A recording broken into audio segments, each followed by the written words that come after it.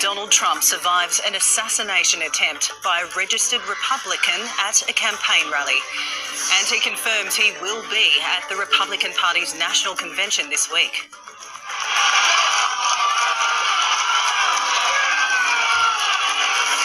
Israel targets a Hamas military chief in Gaza in strikes that are also blamed for 90 deaths. And explorer Matthew Flinders is honoured at a ceremony in the UK. I'm Janice Peterson. This is SBS World News.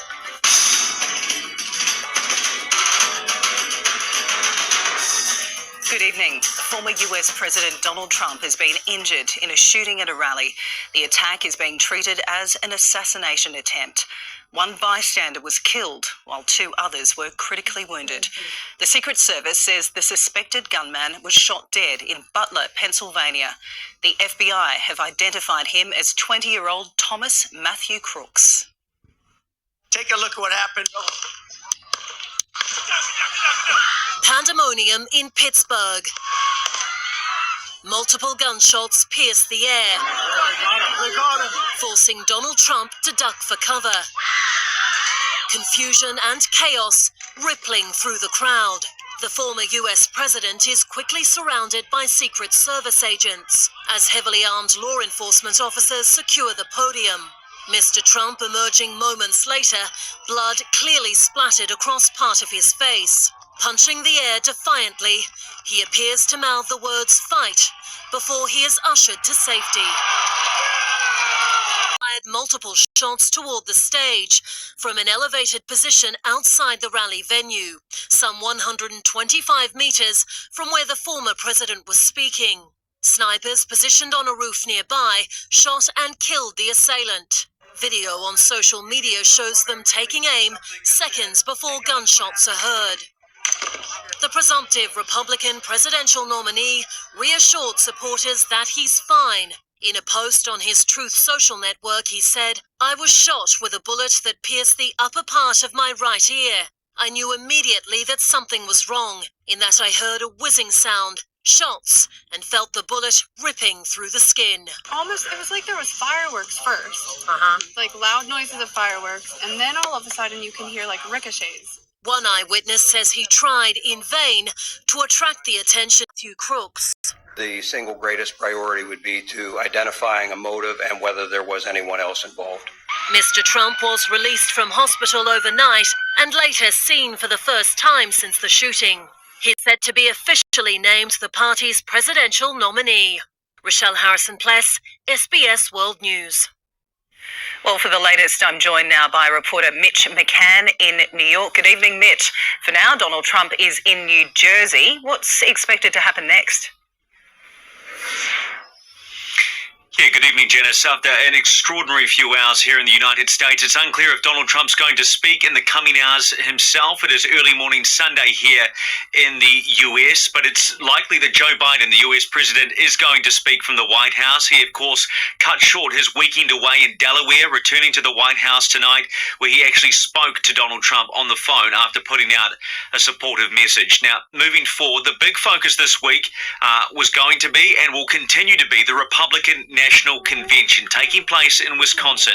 That is where Trump is expected to formally accept the party's nomination, and everyone will now be hanging on every word he has to say. That event is starting Monday US time or Tuesday Australian time, and one major change I think we can expect is a dramatic increase in security at these events. Milwaukee's likely to turn into Fort Knox.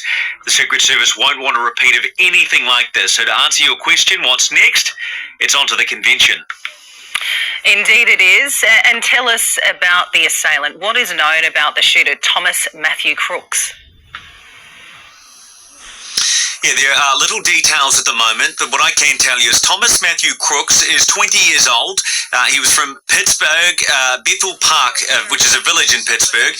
It's reported he graduated from Bethel Park High School in 2022, and he was a registered Republican according to Pennsylvania's voter database. Now, US media is reporting that Crooks' father, Matthew Crooks, was talked to a reporter tonight. He was approached by a reporter and said that he was trying to figure out, quote, what the hell is going on, but that he would wait until he speaks to law enforcement before speaking about his son. So as for a motive, that is one question the FBI is still yet to answer.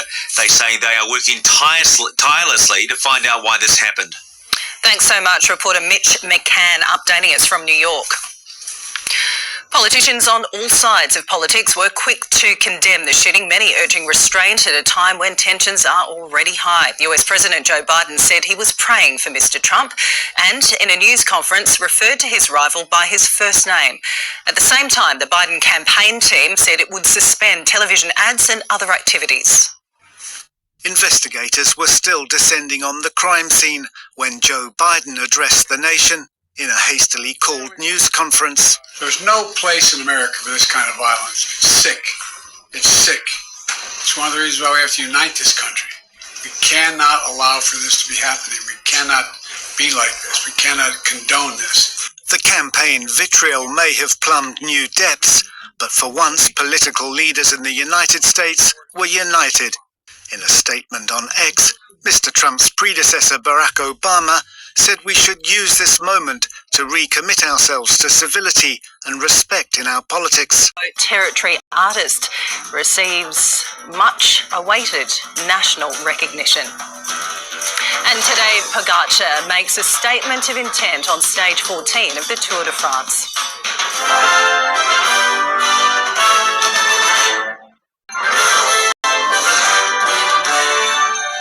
A remote territory artist supported by the NDIS is celebrating an important acknowledgement of his work. Alfonso Porcimi is one of 72 finalists in this year's National Aboriginal and Torres Strait Islander Art Award. American fitness guru Richard Simmons has died at his Los Angeles home. 1, 2, 3, 4, and 5. Simmons became a celebrated fitness instructor in the 1970s and 80s when he opened gyms and released exercise videos. He went on to appear on many high-profile talk shows full of energy and flashing his trademark smile. His enthusiasm for aerobics was prompted by his own significant weight loss. He was 76. Time now for Sunday Night Sport with Breanna, Holden and Bree. A seismic day in world football looms. Yeah, Janice, it is very exciting. A double header of football finals. The European Championship and Copa America winners will be decided tomorrow morning. The action begins in Berlin with England seeking to win its first men's trophy in 58 years. Standing in its way is Spain, who is aiming to secure a record 4th Euros title. Berlin covered red and white ahead of one of English football's biggest nights. You try not to think too much about that side of it, you know. It's, of course, I know what it means to me and I know what it means to our country if we won the finals. The Three Lions' most prolific tournament scorer, Harry Kane, confident. But it's been a long journey to the final after heartbreak at Euro 2020. But now, Italy win! The team's in consistent form this time around, leaving many surprised to see Gareth Southgate's side in back-to-back deciders. We never thought we were going to be here. We didn't play the best football. Less surprising, our opponents, Spain, high on confidence after an unbeaten run into the Berlin final. Nosotros estamos con mucha ilusión, con muchas ganas de afrontar el encuentro porque estamos haciendo un campeonato muy bueno. Yo creo que mañana es el día que menos les voy a pedir. Realmente porque es que lo dan todo. Es un ejemplo. In Miami, Colombian fans are already in full voice, despite entering the Copa America final as underdogs. Nos gustaría que no sea una sorpresa llegar a una final. Que no sea un premio del cielo. Veteran talisman James Rodriguez hoping to end his nation's 23-year drought. Copa and World Cup champion Argentina will pay him no extra attention. Pero bueno, nosotros nunca desde que estamos en la selección, nunca nos enfocamos en un jugador, sino en un equipo. Albi Celeste hoping for a fitting send-off for its own veteran star, Angel Di Maria. The Matildas will enter the Paris Olympics in a fortnight on the back of a defeat. In the warm-up match against Canada, Australia's women's football team went ahead through Shiny Fryer. Nichelle Prince then equalised just before half-time, before Evelyn Vians scored the winner in the 85th minute. The Matildas begin their Olympic campaign against Germany on July 26th. Australia's women's rugby union team has once again lost to New Zealand. The Black Ferns thrashed the Wallaroos 62-0 at Ballymore Stadium this afternoon. New Zealand has won all 27 test matches between the two nations, dating back to 1994. Australian Stephanie Kyriakou is well placed to win her first major golf tournament. The 23-year-old Sydney-sider will take a one-shot lead into the final day of the Evian Championship. Kyriakou sits at 14 under after shooting a 67 in the third round. Adelaide has clinched Super Netball's minor premiership. The Thunderbirds overcame the Sunshine Coast Lightning by 2 goals in the final game of the regular season.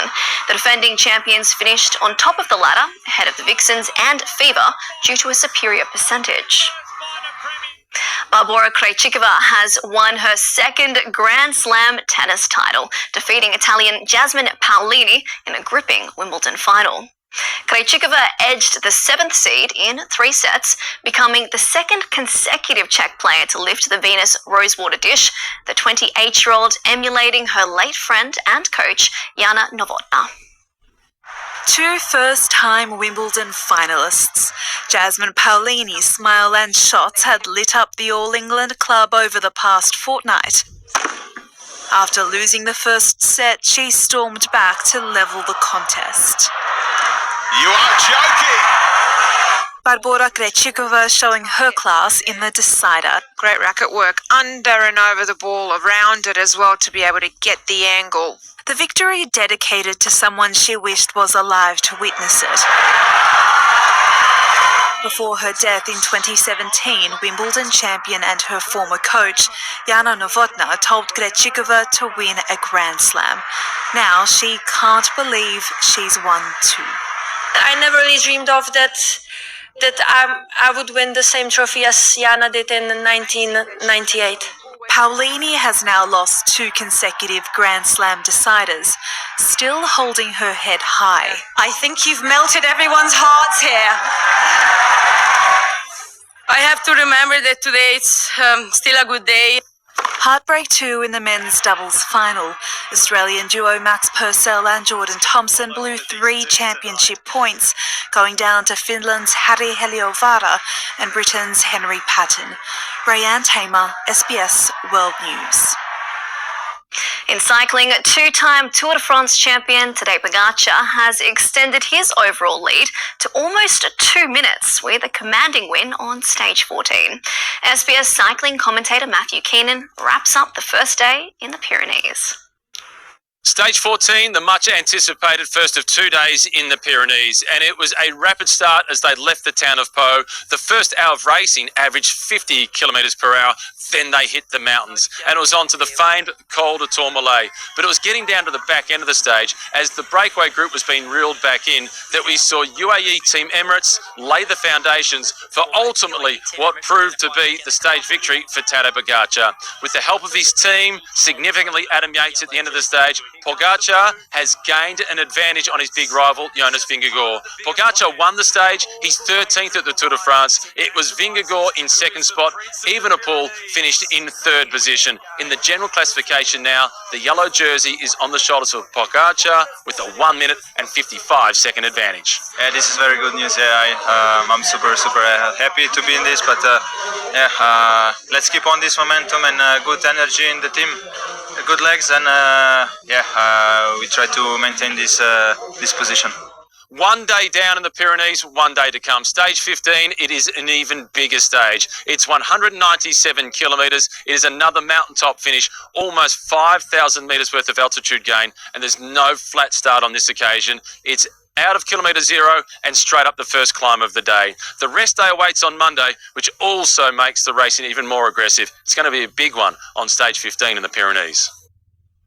The Giants have moved back into the AFL's top 8, beating last-placed Richmond.